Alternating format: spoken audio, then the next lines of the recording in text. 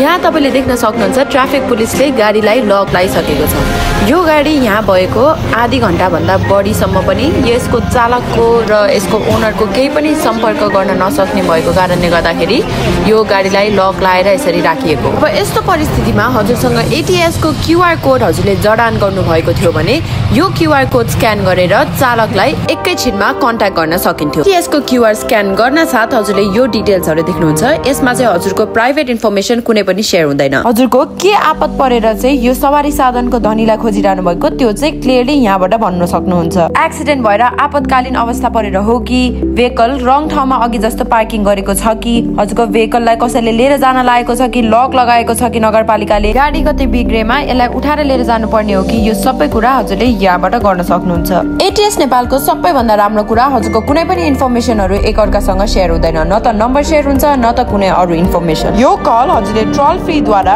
फ्रीमा गर्न सक्नुहुन्छ। यति मात्रै हैन, एटीएस नेपालको अझै टन्नै सुविधाहरु छ र यो सबै सुविधा दिनलाई हजुरले अहिले नै एटीएस नेपाल डाउनलोड गर्न सक्नुहुन्छ एप स्टोर र प्ले स्टोरबाट। ATS Nepal at your service.